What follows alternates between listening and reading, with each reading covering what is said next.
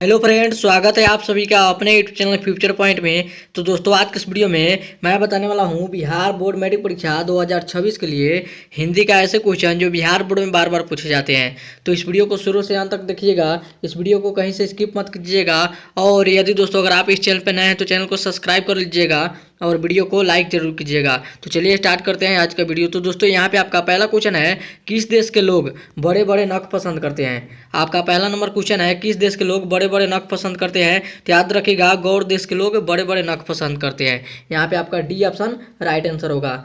याद रखिएगा, ये भी क्वेश्चन बहुत ज़्यादा इंपॉर्टेंट है बोर्ड एग्जाम 2026 के लिए। आगे बढ़ते हैं अगले प्रश्न की ओर। तो दोस्तों, यहाँ पे आपका अगला प्रश्न है, नृवंश विधा का संबंध किससे है। आपका क्वेश्चन है, नृवंश विधा का संबंध किससे है। तो याद रखिएगा, मानव विज्ञान से है। किससे है? तो मानव विज्ञान से है। यहाँ पे आपका बी ऑप्शन राइट आंसर होगा। चलिए आगे चलते हैं अगले प्रश्न की ओर। तो दोस्तों, यहाँ पे आपका अगला प्रश्न है, हितोपदेश का जर्मन भाषा में अनुवाद किसने प्रकाशित करवाया। बताइए कमेंट करके। आपका क्वेश्चन है, हितोपदेश का जर्मन भाषा में अनुवाद किसने प्रकाशित करवाया। बताइए कमेंट करके, किसने करवाया। तो याद रखिएगा, मैक्स मुलर ने करवाया। किसने करवाया? तो मैक्स मुलर ने करवाया। यहाँ पे आपका बी ऑप्शन राइट आंसर होगा। चलिए आगे चलते हैं अगला प्रश्न की ओर। तो दोस्तों, यहाँ पे आपका अगला प्रश्न है, मैं तो खोखा को इंजीनियर बनाने जा रहा हूँ, यह कथन किसका है। आपका क्वेश्चन है, मैं तो खोखा को इंजीनियर बनाने जा रहा हूँ, यह कथन किसका है। तो याद रखिएगा, सेन साहब का है। किसका है? तो सेन साहब का है। यहाँ पे आपका ई ऑप्शन राइट आंसर होगा। चलिए आगे चलते हैं अगले प्रश्न को। तो दोस्तों, यहाँ पे आपका अगला प्रश्न है, मानव मुक्ति के पुरोधा किसे कहा गया है। आपका क्वेश्चन है, मानव मुक्ति के पुरोधा किसे कहा गया है। तो याद रखिएगा, किसे कहा गया है। तो भीमराव अंबेडकर के कहा गया है। किसे कहा गया है? तो भीमराव अंबेडकर को कहा गया है। यहाँ पे आपका सी ऑप्शन राइट आंसर होगा। चलिए आगे चलते हैं अगला प्रश्न को। तो दोस्तों, यहाँ पे आपका अगला प्रश्न है, लेखक सुजाता का जन्म कब हुआ था। आपका क्वेश्चन है, लेखक सुजाता का जन्म कब हुआ था। तो याद रखिएगा, 1935 ईस्वी में हुआ था। कब हुआ था? तो 1935 ईस्वी में हुआ था। यहाँ पे आपका बी ऑप्शन राइट आंसर होगा। चलिए आगे चलते हैं अगला प्रश्न को। तो दोस्तों, यहाँ पे आपका अगला प्रश्न है, धरती कब तक घूमेगी के रचनाकार कौन है। आपका क्वेश्चन है, धरती कब तक घूमेगी के रचनाकार कौन है। तो याद रखिएगा, सावरदैया है। कौन है? तो सावरदैया है। यहाँ पे आपका डी ऑप्शन राइट आंसर होगा। चलिए आगे चलते हैं अगला प्रश्न को। तो दोस्तों, यहाँ पे आपका अगला प्रश्न है, मंगमा किस भाषा की कहानी है। आपका क्वेश्चन है, मंगमा किस भाषा की कहानी है। तो याद रखिएगा, कन्नड़ भाषा की कहानी है। कि कौन सी भाषा की कहानी है। तो कन्नड़ भाषा की कहानी है। यहाँ पे आपका डी ऑप्शन राइट आंसर होगा। चलिए आगे चलते हैं अगला प्रश्न को। तो दोस्तों, यहाँ पे आपका अगला प्रश्न है, मंगमा कहाँ की रहने वाली है। आपका क्वेश्चन है, मंगमा कहाँ की रहने वाली है। तो याद रखिएगा, कहाँ की रहने वाली है। तो ओकलूर के पास गांव की रहने वाली है। किस गांव की रहने वाली है। तो ओकलूर के पास की गांव की रहने वाली है। यहाँ पे आपका ई ऑप्शन राइट आंसर होगा। चलिए अगले प्रश्न की ओर चलते हैं। तो दोस्तों, यहाँ पे आपका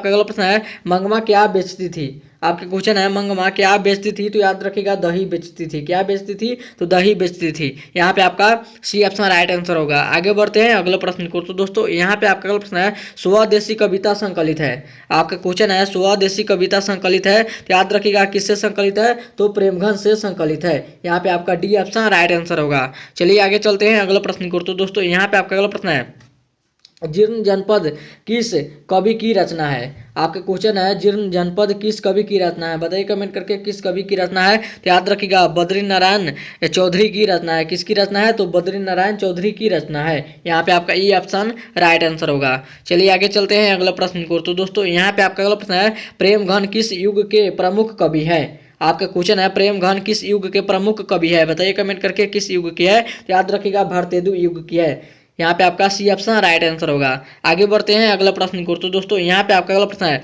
अति सुधोषने को मार्ग है। आपका क्वेश्चन है, अति सुधोषने को मार्ग है, छंद के रचनाकार कौन है, ये बताना है आपको। तो याद रखिएगा, कौन है। तो घानानंद है। यहाँ पे आपका डी ऑप्शन राइट आंसर होगा। चलिए आगे चलते हैं अगला प्रश्न को। तो दोस्तों, यहाँ पे आपका अगला प्रश्न है, सुजान सागर किनकी रचना है। आपका क्वेश्चन है, सुजान सागर किनकी रचना है। तो याद रखिएगा, घानानंद की रचना है। यहाँ पे आपका डी ऑप्शन राइट आंसर होगा। चलिए आगे चलते हैं अगला प्रश्न को। तो दोस्तों, यहाँ पे आपका अगला प्रश्न है, सदियों की ठंडी बुझी राख सुगबुगा उठी मिट्टी सोने का ताज पहन उठलाती है। तो बताइए, इसका किस कहानी की पंक्ति है। बताइए कमेंट करके। तो याद रखिएगा, जनतंत्र का जन्म इसी की कविता का और इसी पाठ का ये पंक्ति है।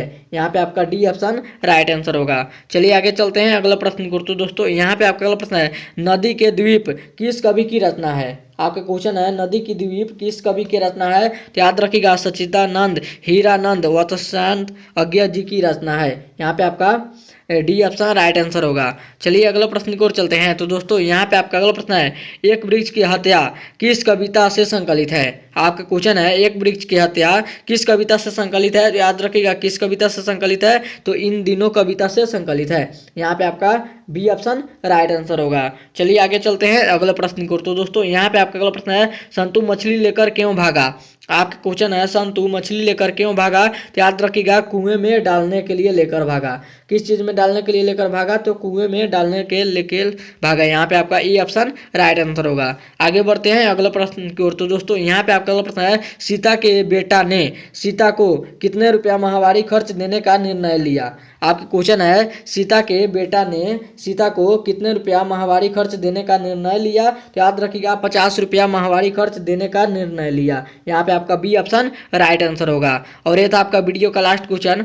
अब वीडियो यहीं पे खत्म करते हैं। उम्मीद करते हैं वीडियो आप सभी को बहुत ही अच्छा लगा होगा। तो इस वीडियो में जाते जाते इस वीडियो को जरूर एक लाइक कर दीजिएगा और चैनल पर नया चैनल को सब्सक्राइब जरूर कीजिएगा। तब तक मिलता है अगला वीडियो में, तब तक bye bye, thank you for watching. मिलते हैं अगले वीडियो में।